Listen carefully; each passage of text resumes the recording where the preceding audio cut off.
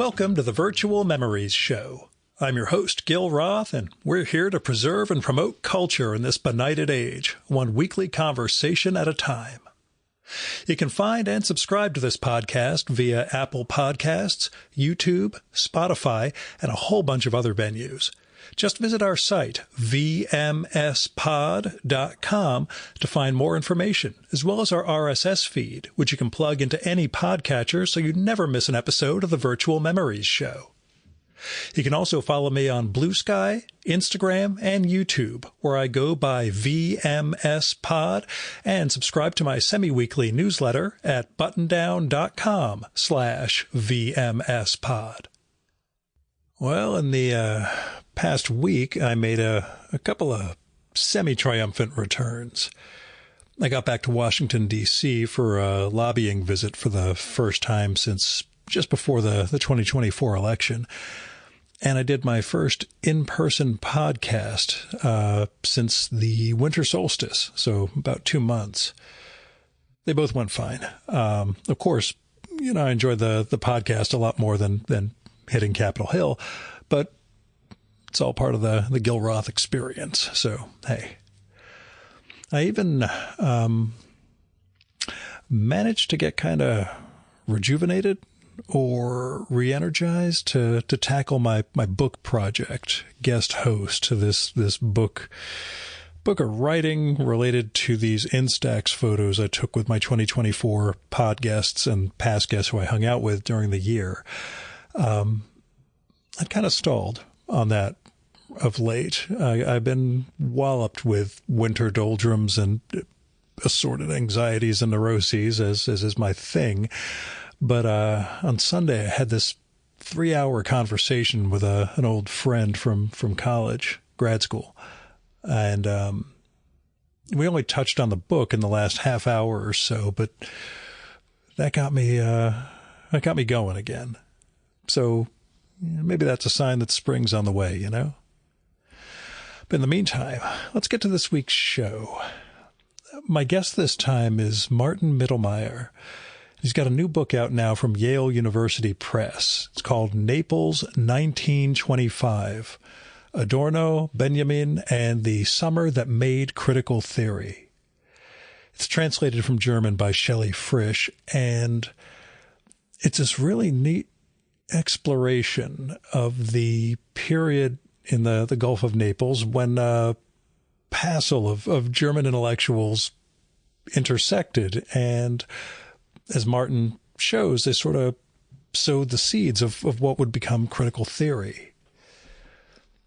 And he manages to bring us into that time and place, like evoking Naples and Capri and Vesuvius and the life there, but also the lives and the drives of Adorno and Benjamin and their circle, as well as all these really interesting and strange side figures of that world, like this Swiss futurist and dynamite aficionado, Gilbert Clavel, and a guy named Salvatore Lobianco, who worked in the aquarium in Capri or Naples and had this uncanny ability for killing zoological samples perfectly for preservation, which you have to do because if you kill them incorrectly, you can't show them off afterwards. They lose coloration or this, that, or the other. Anyway, he had this amazing skill for this stuff. But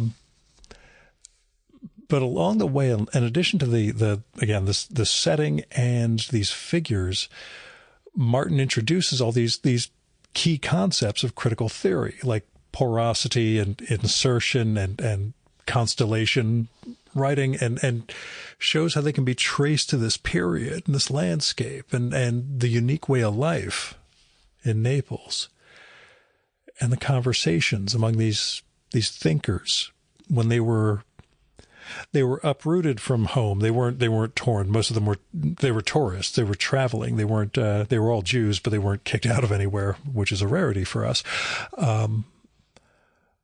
But they were thinking.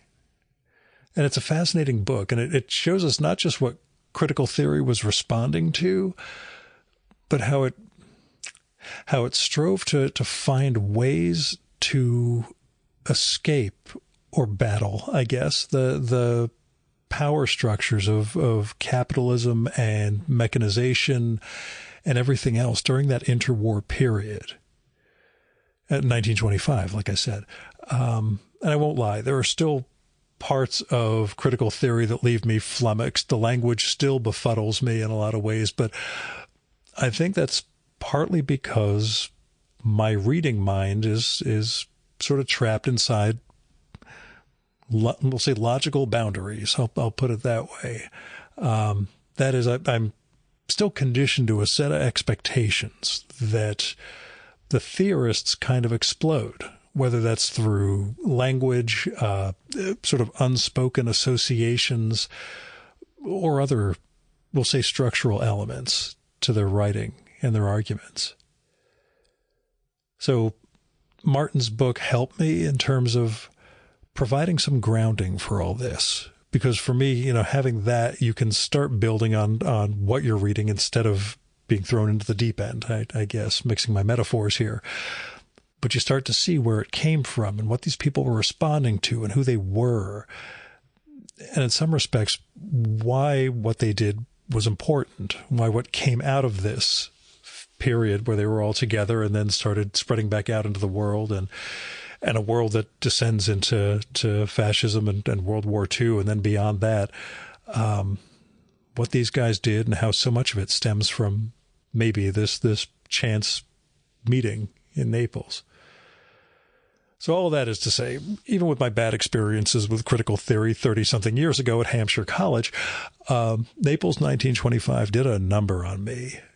And as we talk about shortly, it also provides some framework or tools. It points you towards things that might help us deal with the present moment in all of its absurdity and power flexes and everything else that's going on, its abuses of the structures and law that we're accustomed to.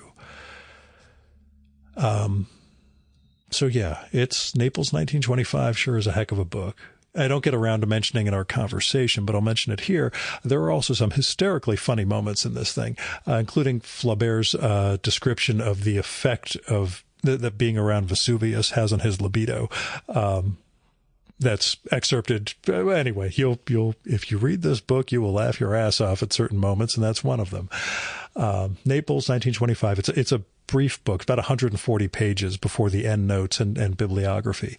I'll also note that Martin wrote this 2011, 2012. I think it came out 2013 in Germany and is, again, just now translated into English by Shelley Frisch for the U.S. audience. This book might help you reframe the world. So go check out Naples 1925 from Yale University Press. Now here's Martin's bio. Martin Mittelmeier, an editor and author, is honorary professor at the Institute for German Language and Literature at the University of Cologne. His books include Dada, A Century's Tale, and Freedom and Darkness. He lives in Cologne, Germany. His translator, Shelley Frisch's acclaimed translations from German include biographies of Franz Kafka, Friedrich Nietzsche, Albert Einstein, and Marlene Dietrich and Leni Riefenstahl. She lives in Princeton, New Jersey. And now, the Virtual Memories conversation with Martin Mittelmeier.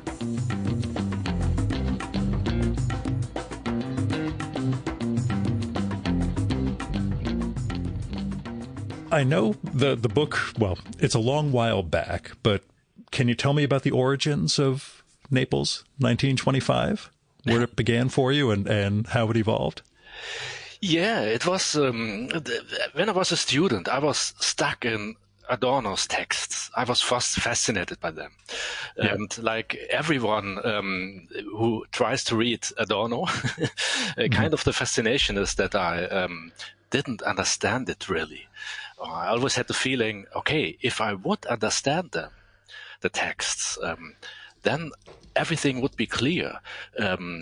I would understand how society works and how fascism came into place and how we can get to a better society. But it always misses this point to understand it really, or in full terms. And so I always reread the texts of Adorno. And after my studies and when I worked, I didn't stop to read Adorno. And then after a while, I had the feeling, okay, I had seen something in the structure of Adorno's texts. And that was for me, wow, that's sensational. I cracked the Adorno code or something like this. And I was the only one who found this sensational. I got on everybody's nerves with this findings. And then it happened, and I wrote 20 pages about it. Weird stuff. Nobody was interested. It was really hard to read. Even that's what I was writing about. And in keeping with your subject, sure, yeah. And that's always the problem. If you write about Adorno, then you're seduced to imitate the style of Adorno. And as you're probably not the same genius as Adorno, so it sounds weird what you're writing. So then I was working as an editor. I hadn't really enough time to work on this great sensational findings on Adorno. And then I went on holiday with my girlfriend, and we were at Lanzarote. Island on the one of the Canary Islands, which is very volcanic, very fascinating island. And I was the usual killjoy at holiday because I only wanted to read Adorno and to go on with my project. And my girlfriend said, "Come on, let's do some, at least some of the touristic stuff, and we can visit the crater, the great volcano stuff that's is to be seen in Lanzarote." And then, okay, let's do it. I can't ruin the holidays. And then it was kind of fascinating because we made this touristic tour, and then. As I looked for the origin of the structure of Adorno's texts, I was in the 1920s, and I remembered that there was a stay at Naples, nearby the Vesuvio. And that was the beginning of the idea, perhaps I can make something out of it, of this meeting of Adorno and other theorists, and perhaps I can tell the story. What I find fascinating about Adorno's text with the surroundings or the place from Naples. That was the beginning of the idea. I'll say it's funny that you bring up that your tourist experience with this, because you do mention in the book that was Adorno's approach to travel, that he just used it as an opportunity to focus on his writing. So I wasn't sure if you were maybe transferring or interpolating a little of your own experience. Too much identification with the object. Yeah. I will say, I from the very premise of it, when our friends at Yale University Press mentioned the book to me, it put me in mind. You have much more corroboration and evidence coming out of it. For me, my senior thesis back in college was a novella about the time Henry Miller and George Orwell met, when Orwell was on his way to fight in the Spanish Civil War. Wow. And that sense of what it means when, we'll say, world historical figures, especially in literary and philosophical sense, meet, and we don't know what was really discussed, but we see everything that springs out afterwards. In Orwell's case, we see his critique of Henry Miller coming out down the line and Inside the Whale, and in your case, all of these both Naples and then the constellation of essays and works that come subsequently. You seem to find that root in what maybe a fortuitous meeting and encounter for these philosophers in that period in Naples. Yeah, that's interesting what you're saying, because that's kind of the joyfulness of working on this book. As you said, there had been a meeting and by chance there are no documents of this meeting. Interesting that you say that with you, the Henry Miller thing, it's the same case, that there are no diaries where you can read what they discuss, what they have discussed. Well, I will say the one thing that came out of it was that Miller gave Orwell his coat for the war because he figured it was going to be cold there, but he did tell them that if you were going to fight for the fascists, I would have given you the coat too. So that was more about Miller than it was about anything else. But yeah, go on. And you made a book out of this? A novella back in college. It's terrible writing. It's sitting in my attic, and someday I should revisit it. But yeah, you should. Interesting. But, but that's a fun thing, I think, or the interesting challenge to reconstruct what could have happened with this meeting, only with the things the guys that met, what they did before and what they did afterwards. And talk about a little of what you saw. What came out of it as you really look at that as your point of demarcation, I guess. Who were these men before, these people before that encounter, and how do you think it transformed them? Wow, that's good. Which is huge, I know. Okay, how much time do I have? So that could be the next half an hour. A lot of hard drive space to record on, but yeah, go on. No, it's Adorno is the youngest of them. If we can put it down on four people, Adorno and at this time his best friend Siegfried Kracauer, who is an editor at important German magazine, newspaper, Frankfurter Zeitung, Frankfurt newspaper. Walter Benjamin, a well-known figure, I think, also in the United States. Also, one who Adorno admires. Adorno is the youngest one of them. And then Alfred Sohn-Rethel, which is not so well known even in Germany. And they are all at a point in their theoretical career, or how to say, that they are altogether think about how can we establish a theory of society. But they are very different in these approaches. They are all kind of Marx readers.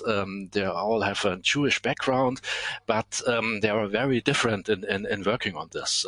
For example, Alfred Sohn-Rethel is maniacally reading the Capital of Marx because he thinks that's the real theory.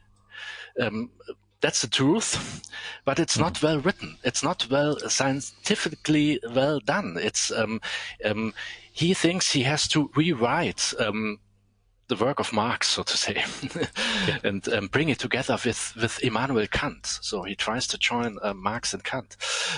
Walter Benjamin writes his book on a German tragic drama, Baroque drama, which is, if you look at it without knowing it, total weird project at first sight. And Adorno is he wants to be a composer. He is learning composing. He's also very talented in philosophy, but that's always the thing he does also. In the main thing, he wants to be a composer. He's learning with Alban Berg in Vienna. So you have very different approaches on working on art and culture and society. And after the Naples experience, they all have a much clearer approach to this theoretical setting, which is then known as critical theory, which is itself very pluralistic, and every figure has its own approach. But they it's you can see in the different drafts at the book about German tragic drama. For example, how Benjamin integrates some findings of the Naples experience. And for Adorno, his writing begins. He says this itself. He found afterwards a new style of writing, which you characterize as impenetrable at the outset here. Before we get into what they found there, do you think they saw themselves fitting into a sort of lineage of, we'll say, German philosophers discovering something in Italy, especially southern Italy, that became this sort of, I don't want to say a Hajj or something like that, but yeah, became a catalyst historically? Do they see themselves fitting in that tradition, I guess? They are in this tradition, but I don't think they've seen itself in this tradition.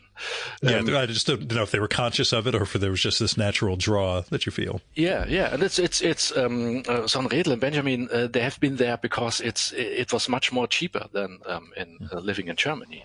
And for Adorno and Krakauer, they made the journey as part of 3 weeks bourgeois travel. Just to visit the sites. So and Adorno is is not really interested in Naples at the beginnings. Yeah. So that's the interesting thing, that what evolves out of this meeting and of the stay comes later. Did you visit Naples, by the way, in the process of this? Okay. Yeah. I wasn't sure. And I did not visit Paris when I wrote about Miller and Orwell, but that was college Gil. So yeah. The interesting thing is, it's useful to be there. Obviously, you should have been there, but it's you can't really see if you're visiting the Gulf of Naples at let's say 2011, and you can't see the obviously the Naples of 1925.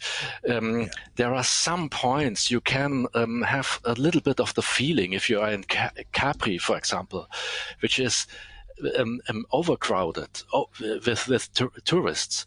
But if you stay there overnight, then you have at the evening and in the morning, when the day tourists are not even there, then you have the feeling of what a special place this could have been for the visitors at the early 20th century, also in Positano. So it's very difficult to be there, to have the to see and to feel the magic of the place, and to imagine how this was 80 years ago.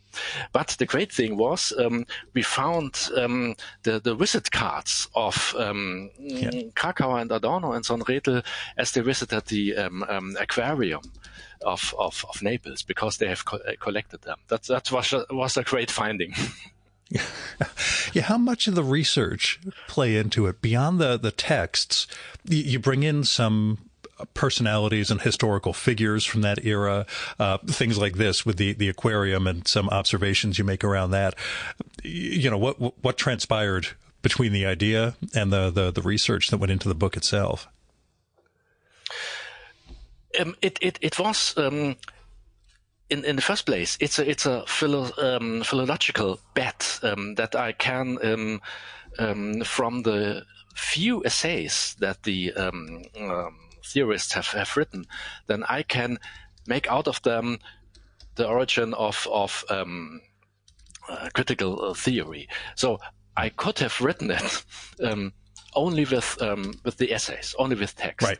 But it's much more fun, or it's very interesting to see how the text of Benjamin and Asia Lazis, very important, the woman which comes into this play of only the man who established then the critical theory, how they are in transforming the things of the stone, of the material, of nature into culture and into their own text. So this interplay between the material and the writings and the text is very interesting to see.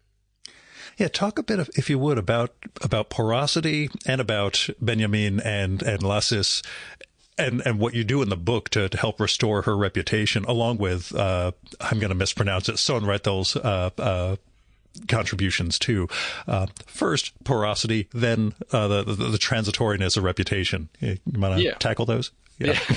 Yeah, porosity is the key concept of the whole experience, but in the first place of the small text Walter Benjamin writes together with Lassus, and they publish the small text in the newspaper Krakauer is the editor of, and the publication is shortly before Adorno and Krakauer arrived there. So it's they read the text before they arrive at the place. And this notion, the category of porosity is very interesting because it comes from the very natural findings there, or what is there, the stone, the material. It's the tough stone, which was the stone the Naples people built their homes. So it's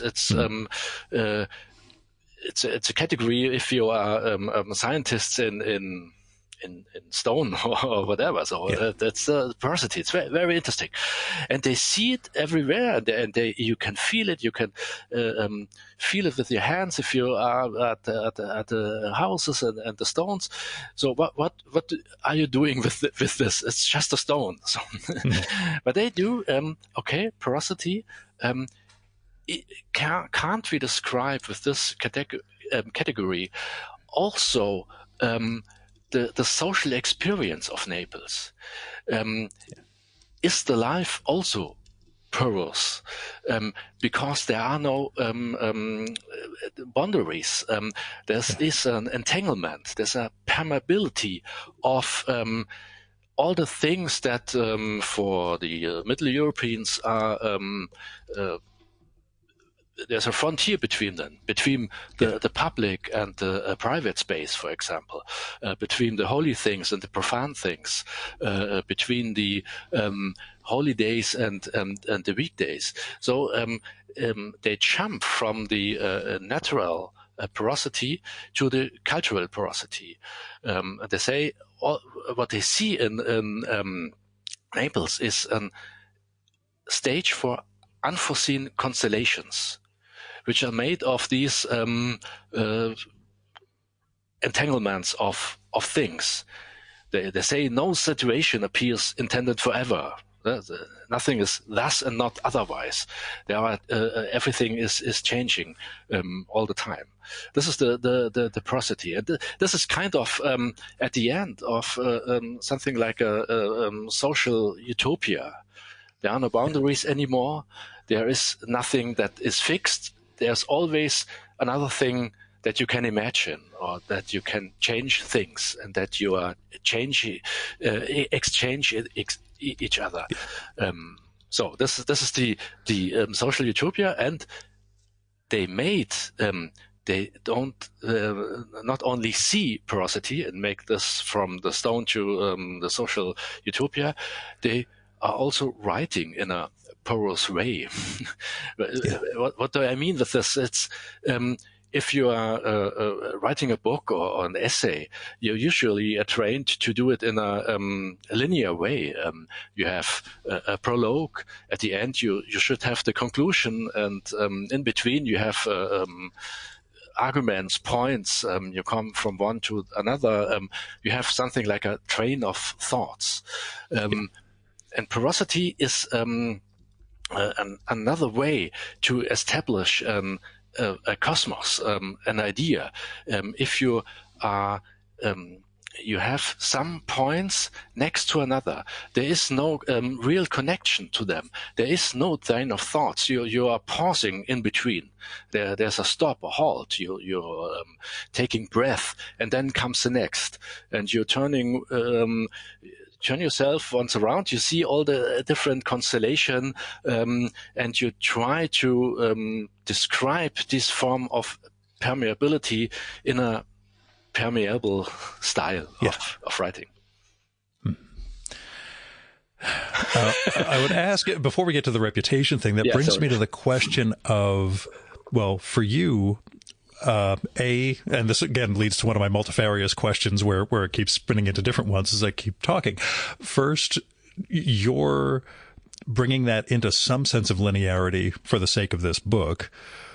Second, the act of translation, because my Benjamin experiences back in college were awful. And only recently, when I was recording with Damien Searles, a translator, he has a book where it's about the philosophy of translation, and the only negative is a translation of Benjamin where he swears he is actually readable in English. He is not readable in this English. These were terrible translations. We deserve better when it comes to him. Yeah. But how difficult, what was the process of working with a translator on this book to bring it into English? And then, how culturally and language specific do you think Adorno, Benjamin, et cetera, or et al. Are? And how well does it translate into English or into other languages, given the associative nature, I guess, not just of the concepts, but of language itself as they're working on it, which is also part of you and me talking in my English and you're translated into English. So. Yeah. By the way, sorry for my bad English, so I can't. Oh no, it's so much better than I was expecting. I'm so happy that you're really clear with all this. You're nice. But it's very interesting questions. First of all, it was such a pleasure to work with my translator on this book. It's Shelley Frisch, and it was a great pleasure. I can't really judge it, but I hope everyone's telling me she's done a great job. It's very readable. It seems so to be that it's very readable, but it was such a pleasure to work with her. And the pleasure was that it was so hard to work on this, as you say, the associations, the very words they use. That is very important. As when Sohn-Rethel tries to rewrite Marx, then he tries to get rid of certain metaphors. And for me, one point was that one of the metaphors, they see the aquarium as jelly-like fishes and so on. And that's so hard to... we need... the same word for this experience at wherever it takes place. Otherwise, the people think I'm totally weird, or this is totally speculative. What I'm saying there. So this is just the problem with these books, and I can't really. I'm not an expert, and you hear it. I can't judge the translations of Benjamin and Adorno and the other guys of critical theory. I've had met and before this, I have to say, the texts are very, very difficult. For example, one essay is important for this book from Adorno. It's about Schubert, and it's very early. It's such a hard text for German also in the original language also, and this essay, it's by chance translated in. There are 3 translations in English, I think, and everyone has its own problems. And what I have seen together with Shelley in the work on this translation of this book is that there are some are really mistakes. There are mistakes. In one Benjamin translation, there is a mechanism but the translation says there is no mechanism. So it's really, and that's crucial for my conclusion. So, but that's are just mistakes. They happen. Of course they happen. But the other things is translation is the first interpretation, and it's as you say, the very dense texts, if you are trying to translate them, you have to do the first interpretation, and perhaps that's a very remarkable interpretation. It's very interesting, but perhaps I see this text in a completely different way, and I would have translated it more or less in the other way, in the other direction. And so sometimes Shelley had done a mixture. She used a lot of existing translations, but some parts she had to translate them by herself, new for the purpose of this book. And just revisiting the book after 10 plus years, I don't know how involved you were in working with her and seeing it, but even being asked questions about something you finished writing more than 10 years ago. That's that's it's interesting because it was my PhD thesis 10 years ago, and it was twice the size because I tried to prove that this structure I found, and that came from Naples, goes throughout the whole writings of Adorno. So you can imagine that in my PhD, when we leave Naples, then we go through a lot of texts of Adorno afterwards till the negative dialectics and the aesthetic theory at the end. So there's we cut a lot of the original text, and then the interesting thing is I tried hard to write an entertaining book, a good book, and I tried it with all I can with the German language. And together with the Adorno, Benjamin, and Krakauer and Sohn-Rethel quotes, I think it's a very German text. This is what I thought when I read some of the translations, and it was I was very involved. That was part of the fun with the translation. Then I said, what was this? What have I written there?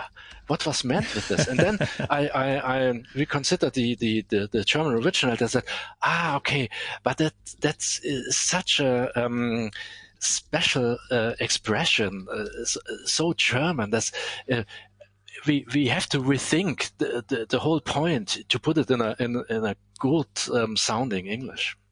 Yeah, and satisfied. You said working with Shelley has been good. You're happy with Yeah, absolutely. What are you saying? What are you saying? Is it readable? Is it a good read? Oh yeah, I enjoyed the heck out of it. I've always found critical theory difficult, as you have, and I've always attributed it to a combination of my stupidity and the translation. But I'm glad to see it might slightly be more about the translation than or that I've gotten a little smarter since my college years. But but yeah, I thought it's very readable, and I thought the associativeness and digressions make it in a lot of ways. I mean, you have the nexus point of these guys meeting, but you also have that whole world around them and all the associations, the things going on in the time behind it all, the shadow of Franco and fascism. I think it's, it works very well, and I'm glad, no offense, but I'm glad it's not twice the length. I felt it really did hold up because, absolutely. If they sent it to me and it was 400 pages, I would have had oh God, okay, I'll soldier through. But I think the funny thing, after 10 years, the problem you have with this PhD, if you want to prove, okay, this structure is in every text of Adorno, and then you begin. So you do all the time the same stuff. So okay, and now we have the next text. You will see. I will prove you that the structure is in place there. Okay, I've proven this. Continue to show it again and again. Go to the next one. So. Yeah. Now, how have and this will be a weirder question, but how have you changed as a writer in the 10 years since? Do you see things in there that I'm a different man now. I would have approached this differently, or, are there aspects of what you're working on now that you could see the roots of in this? Yeah, that's first thing. It's too complicated. I hope that we eliminated all the things that are too complicated in the process of the translation and the re-editing. But it's true. I was too obsessed with the proof, and wow. You see it. This is Naples. This came from Naples. This is so. It's. I think it's very intense in what I've said before in this words and here's this word again. Here's a constellation again. So, and I hope that in the books I wrote afterwards, and hopefully I will write, there are. More relaxed, and not so with the will of prove this one thing. Yeah. Again, a thesis versus, a book for itself, I guess. Yeah. It's a bit of a difference. Speaking of, you mentioned that you're working on a book in German. We'll see if it does English at some point, on Thomas Mann in California. And I always find it fascinating to think of all of these guys basically in Southern California in this Hollywood world, which is really not the world they're used to from Germany. Yeah. Can you talk a little about that project? Yeah, it's we can link it to the Adorno experience because for me the nucleus of interest is when Thomas Mann works together with Adorno on the Dr. Faustus, which he does at Pacific Palisades in the time I write about, which is a fascinating collaboration in various aspects. But as you said, the fun part and the interesting part also is that you have all the German and European emigres, and we call it Weimar under the palm trees. So you have a condensation of the intelligentsia and the artists and writers and theater people of Germany and England, and so that's very fascinating. And they are living there, and they are they like the place and the sun, but a lot of them, for example, Brecht, that they are totally pissed off because they think, okay, that's I can't make here the theater I want to. I don't even have a car. I've lost here. There are no coffee houses where we used to meet in the European capitals. So that's the interesting ambivalence between. Yeah. Wow, and they're meeting in their homes. You have such a great condensation of talent and genius and art.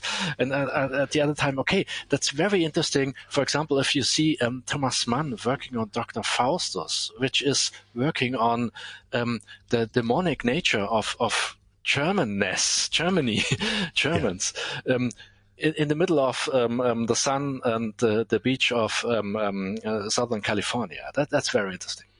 Yeah, there's I guess it goes back to my Orwell and Miller thing. There's I have it open in front of me right now because I'm obsessive and crazy like this. Orwell respects the living hell out of Miller's Tropic of Cancer in his writing, but recognizes that living in Paris means something different. He writes, Miller's writing about the man in the street, and it is incidentally rather a pity that it should be a street full of brothels. That's the penalty for leaving your native land. It means transferring your roots into shallower soil.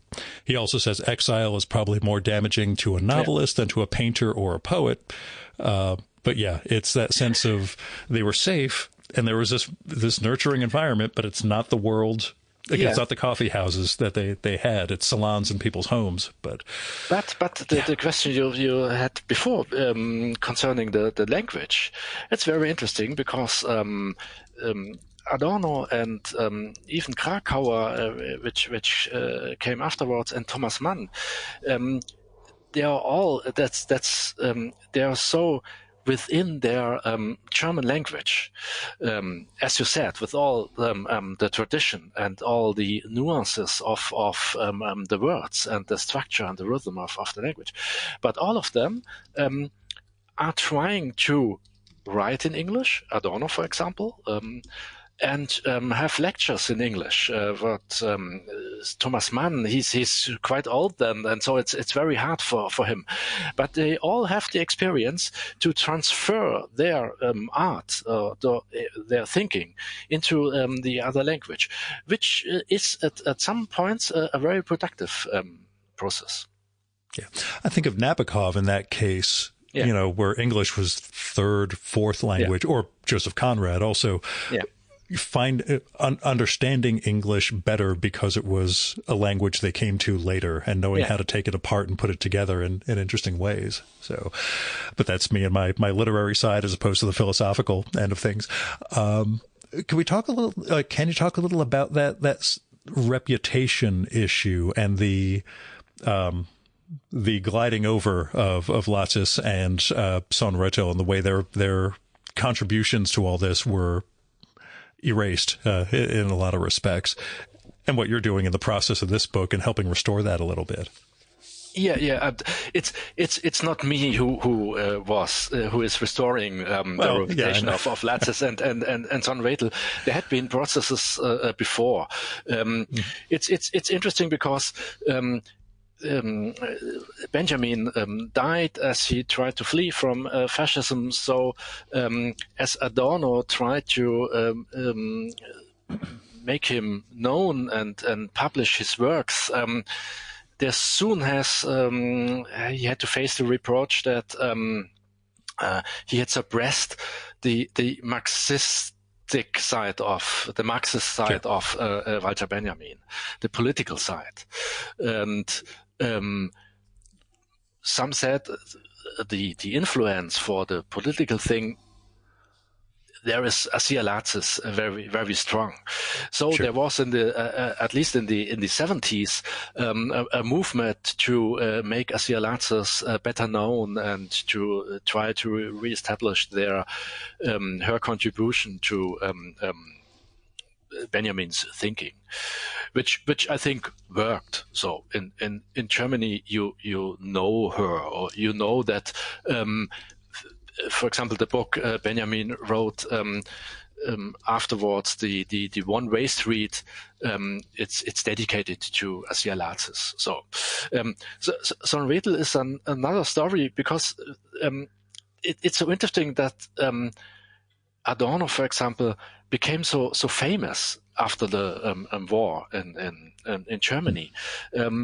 But that's not. We have a lot of people we do not know because they died too early. They were murdered by the Nazis because they had to save their life and stop writing. So I want to say there are even harder destinies than Sohn-Rethel.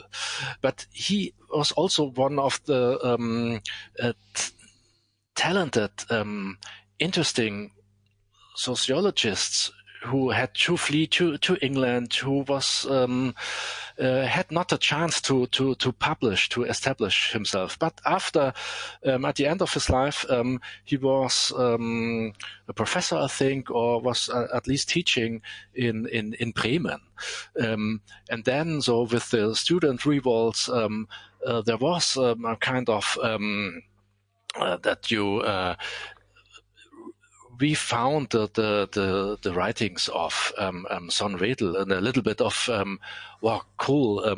We can reestablish one figure which is not so well known from the critical theory, but it was very interesting from the reception of my book that a lot of people said, "Oh, that's cool.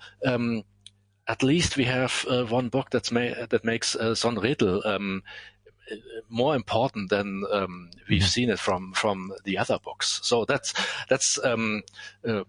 one side effect of this book, which is so I read when there was the review in the New Yorker about my book. Then at X one said, "Wow, Sohn-Rethel in the New Yorker. We haven't thought that." And like I say, I imagine the weird dilation for you was something that already had its publication 10 years ago and had this whole world seeing it come out in America and having this new critical response to it. I wonder, given the times that we're currently living in, especially here in the U.S., whether, it would have hit differently had the book been translated and come out in 2014, 2015, as opposed to coming out in the fall of 2024 as we're headed into this new administration and time, which is to say, how was the book received, in Germany when it came out, and how do you see that reception? Do you think the reception would have been, different, given the world situation we're currently in, that maybe we weren't exactly in 10 plus years ago? Yeah, that's. I ramble on a lot. Sorry. You have to answer maybe this. That's a very interesting question because. I'm very interested in what these guys have to teach us today. But that'll be my next question, or you can feed right into that. Yeah, but I'm not so the specialist into what is about the academic culture in the US at the moment, or the discussions. I'm amazed or shocked when I read in the social media something like, wow, these are these guys, Sohn-Rethel and Adorno, Benjamin, that made the theory that is the most stubborn for us, and now it's over. So that's the enemies. I'm totally shocked and of course, at the opposite, I find it cool that the critical theory could be something that gives you techniques or instruments to at least have categories to think about what's happening at this moment, and perhaps even to fight against it. But I want to give back the question. What do you think? What would have been the reception of my book in 2014? Would have been better or worse? I suspect less meaningful. I suspect in a time before populism took off here as it has, we'd already seen this sort of atomization of groups where everybody was splintering off into their social media driven followings and groups and becoming polarized in certain ways, such that the cultural phenomena, the machine that's there, perpetuates itself through all that atomization. The more we splinter ourselves and the more we get angry at somebody else, the more that keeps going, which it seems like Adorno and those guys were sort of pointing out 100 years ago in terms of how the machine worked, but in ways that we didn't see what the implications of that would have been back in late Obama period versus November of 2024 and feeding into the current state that the U.S. government appears to be pursuing, much less other countries. But yeah, I think it has more potential impact now. I'll put it that way. Which is to say, you wrote a prescient book, even if you didn't know you were doing that. So, but yeah, it's there are many. I mean, I'm reading Musil's Man Without Qualities right now. That's my 2025 project, is to just read a chapter every morning and roll along through that. And seeing some of the analogs of what he was writing in the 1930s about 1913 Austria does not feel like it's very different than today, frankly. There's a different infrastructure of people and aristocracy and such, but a lot of the mechanisms and a lot of the disintegration. And this is, again, something that comes up in that Orwell essay in Inside the Whale, the post-World War I destruction of a lot of belief systems that needed something to replace them that was not determined. And Musil is writing during that period back to pre-World War I. Your book is taking place in 1925 as these guys are all coming up with a new system, a set of new systems to try to understand the world that's left behind in the wake of everything disintegrating around them. I had not thought of all the connections with the Orwell thing. I was just thinking of the novelty of my little novella before we started this conversation. So I'm glad we're talking about it now. But yeah, there's that degree. Orwell's take is when he's writing about not the Eliots and Joyces, but the writers who come after them, the degree to which those subsequent writers were avowed communists. And his take was that post-World War I, you essentially got rid of the need, you got rid of all the belief systems, but you didn't get rid of the need to believe, which is inherent in mankind, and that those post-Eliot Joyce writers essentially were replacing God with Stalin and the devil with Hitler, and, heaven, Moscow, hell, Berlin. And that they were subscribing to the same value systems. They were just putting different names on it. So that we were left in that sort of era and period that we see resonances and reverberations with nowadays. I'm doing all the talking. So, no, that's No, that's very interesting. That's very interesting.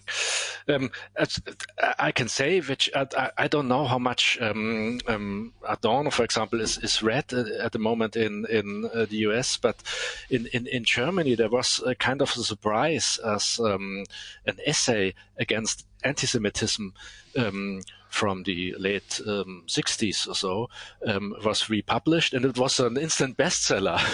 Yeah. And because of the fact that at least the things he describes seems to fit perfectly into our times, which is horrendous. But yeah, so perhaps there are also the techniques he has against it, so could be useful for us also.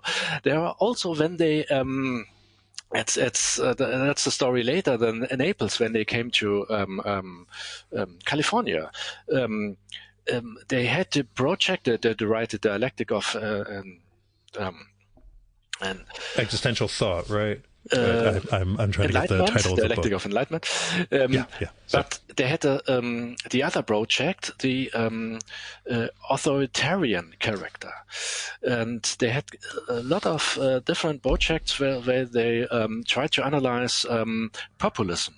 False Prophets was a book by Leon Löwenthal, another guy of the critical theory. So that's and there's a lot of things that are horrifyingly seems very likely to our times or to the things that happens today. You can go even further if the one of the interesting things of critical theory is they are trying to work on every field of modern society.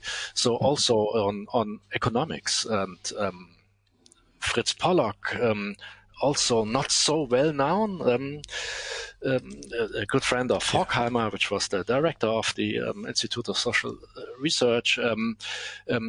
Pollock was the expert on economics, and there was this theory of state capitalism, which is probably too complicated to go into the details. But I always think it could be useful to try to rethink this kind of theory, or are we at the same moments of what happens in our capitalist system when oligarchs are taking over, or we have this weird thing of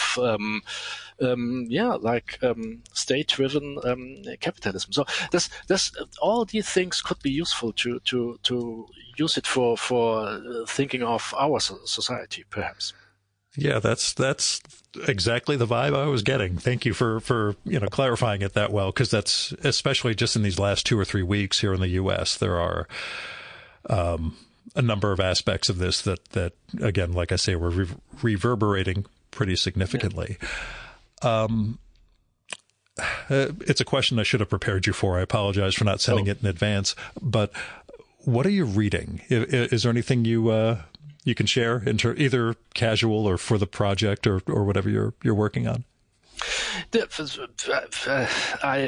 the Thomas Mann project, obviously I reread or read for the first time a lot of the Thomas Mann novels, but also the political stuffs, the lectures he gives to the German people suffering fascism or meanwhile the war. It's called Deutsche Hörer, German listeners, where he tries to make them revolt against Hitler. So it's very interesting texts, how they are changing through the time from the 40s to the end of war.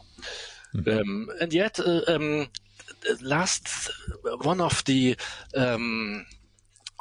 of a novel I read, which is interesting because there is a tiny bit of Adorno in it, was Trust from Hernandez.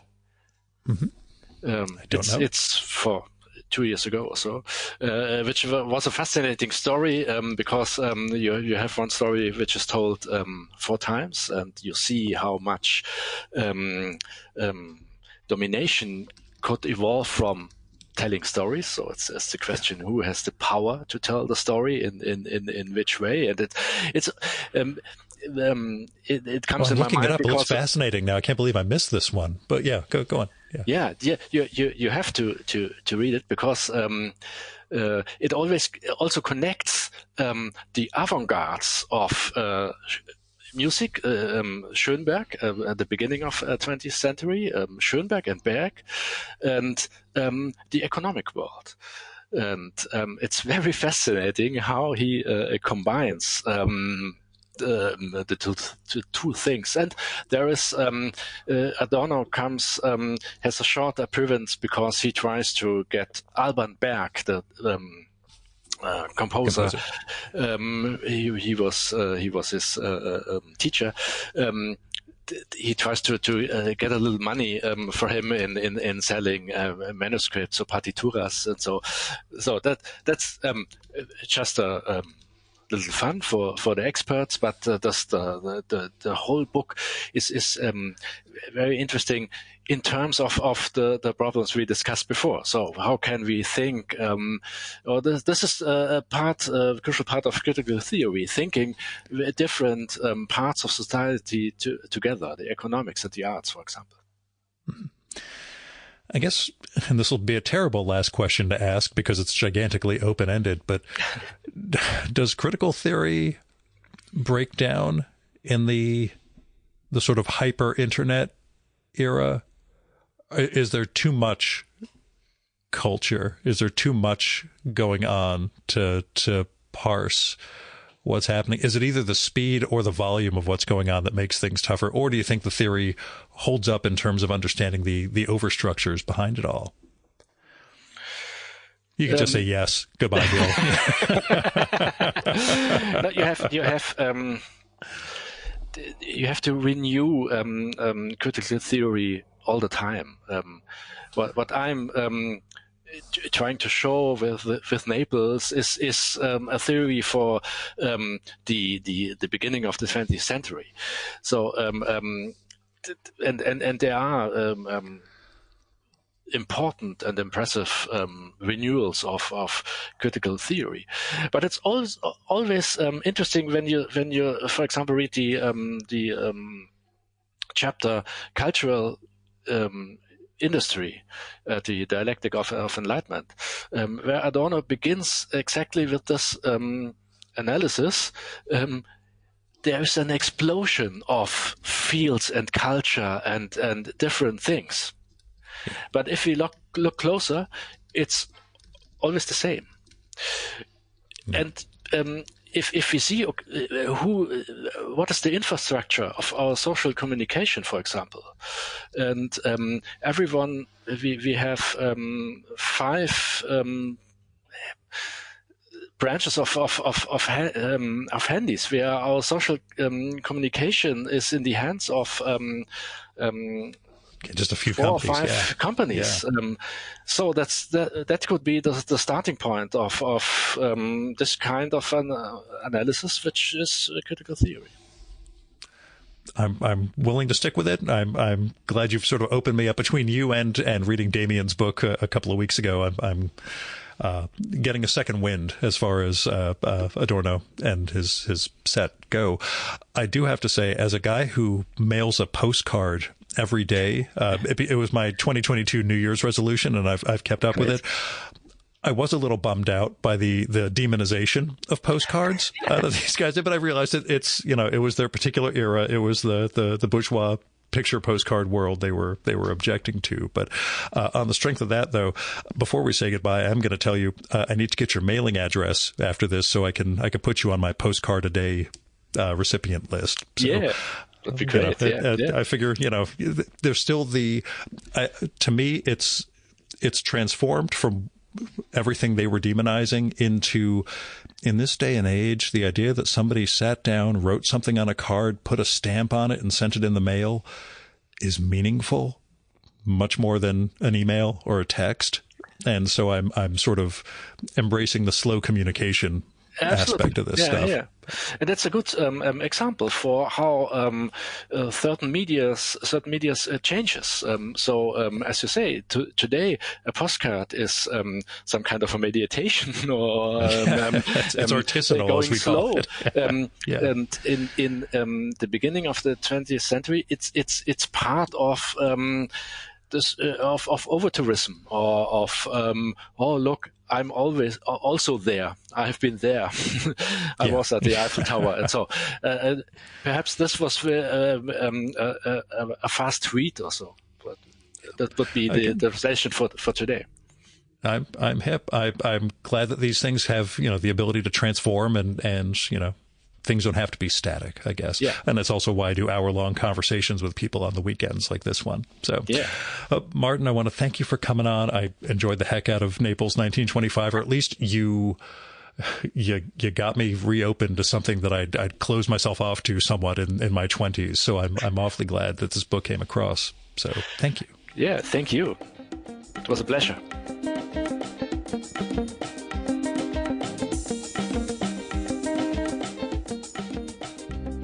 And that was Martin Mittelmeier. His new book, Naples 1925, Adorno, Benjamin, and the Summer That Made Critical Theory. It's an illuminating piece of work. I got an awful lot out of it. And as you heard, there was a lot I didn't know I got out of it until we started talking, which I think is part of Martin's point with this book. All these figures, Adorno and the others, they may have had one project or another in mind going into this trip, into this stay in Naples, into their time in Capri, but their interaction with each other, as well as the effect of the environment and the people in that place had on them, it led to a flourishing that none of them had really imagined. So go check it out. Naples 1925 from Yale University Press. Near as I can tell, Martin is not on social media and does not have a webpage of his own. There's one for University of Cologne if you want to look him up. But as we all know, that's for the best. Thanks for listening to the Virtual Memories Show. You can support this podcast by telling other people about it. There's no better way to build an audience than through word of mouth. Also, visit Apple's podcast page for us and leave a rating and review. Every little bit helps, You can also support the show by telling me what you like and don't like about it, and who you'd like to hear me record with, or what movie or TV show or book or piece of music or comic or theater or art exhibition or whatever you think I should turn listeners on to. And you can do that by sending me a postcard, letter, email, DM if we're connected on Instagram or Blue Sky, or by leaving a message on my Google Voice number, which is 973-869-9659. Messages can be up to 3 minutes long. It'll cut you off after that, so call back and leave another message if you do.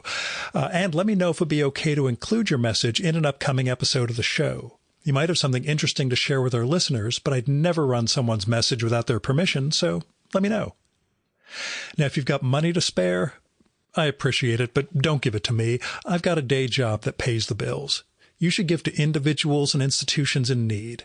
You can find people through GoFundMe, Patreon, Kickstarter, Crowdfunder, Indiegogo, all those crowdfunding platforms where you'll find people who really need help just trying to make ends meet or get an artistic project going, covering medical bills or car payments or veterinary bills, and just a few dollars from you might make a real difference in their lives. Now, when it comes to institutions, I give to my local food bank and World Central Kitchen every month, but there are a lot of other things you can give to the Poor People's Campaign, Freedom Funds, Election Funds, Planned Parenthood, and Women's Choice. There's a lot of things you can do with your money to try to help build a better world, so I hope you'll give. Now, our music for this episode is Fella by Hal Mayforth, used with permission from the artist. You can visit my archives at vmspod.com to check out my 2018 conversation with Hal, where you can learn more about his art, his music, and more. And you can follow Hal on SoundCloud at soundcloud.com/Mayforth. That's MAY4TH. And that's it for this week's episode. Thank you so much for listening. I'll be back next week with another great conversation. You can subscribe to the Virtual Memories Show and download all our past episodes at Apple Podcasts and other podcast sources. And you can find all my episodes and sign up for the Virtual Memories Show newsletter at vmspod.com. And I'm also on Blue Sky and Instagram and YouTube as vmspod. You've been listening to the Virtual Memories Show. I'm your host, Gil Roth. Keep reading, keep making art, and keep the conversation going.